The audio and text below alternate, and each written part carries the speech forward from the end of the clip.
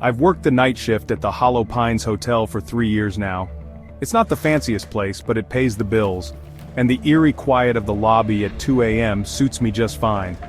Or at least it did, until I started hearing about room 404.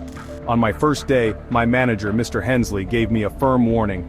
Don't book anyone into 404, ever, and don't go in there yourself.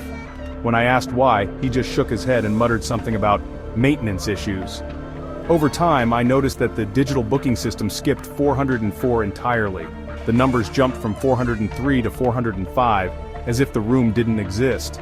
I didn't think much of it at first, but every now and then, I'd catch guests whispering about strange sounds, scraping, muffled voices, sometimes even laughter coming from behind the locked door. A few times I'd catch a flicker of movement in the security feed outside 404. It looked like someone pacing just inside the doorframe, even though no one should have been there. One night, during a particularly slow shift, I got curious. I pulled out the master key from behind the desk and made my way to the 4th floor. The hallway stretched out in front of me, dimly lit, with the worn carpet swallowing the sound of my footsteps. When I reached room 404, the air felt heavy, like the atmosphere in a room before a thunderstorm. The brass numbers on the door were dull and tarnished, unlike the others. My fingers trembled as I fit the key into the lock. Click. The door creaked open, revealing a room bathed in shadow. The furniture was old and mismatched, covered in a fine layer of dust, as though it hadn't been touched in decades. A musty smell filled the air, but what struck me most was the silence. It was so quiet that my own breathing sounded deafening. I was about to turn back when I noticed a photograph on the nightstand. It was black and white, showing a group of people standing in front of the hotel.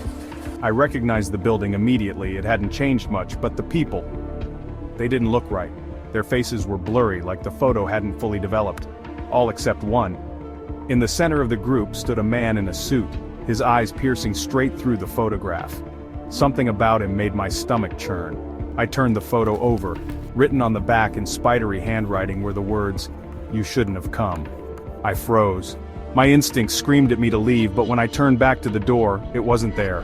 The doorway I had just walked through was gone. The walls of the room began to shift, the plaster rippling like liquid. The air filled with a low hum that seemed to come from nowhere and everywhere at once. Then I heard it. A voice, barely more than a whisper, but unmistakable. "Stay with us." I spun around, but the room was empty. The shadows on the walls began to stretch and writhe, taking on vaguely human forms. They stared at me with eyeless faces, their mouths twisting into silent screams. I bolted for where the door had been, clawing at the wall. My fingers found the handle and I yanked it open. The hallway outside was pitch black, but I didn't care. I ran, not stopping until I was back in the brightly lit lobby. The rest of the night passed in a haze. I tried to tell Mr. Hensley what happened the next day, but he just gave me a hard, knowing look and said, "Consider yourself lucky. Most people who go into 404 don't come out." He wouldn't say anything more, and I didn't ask. I quit a week later, but sometimes I still dream about that room, about the shadows, about the man in the photograph. And when I wake up, there's always a faint whisper in my ear, "You shouldn't have come." Credits not available.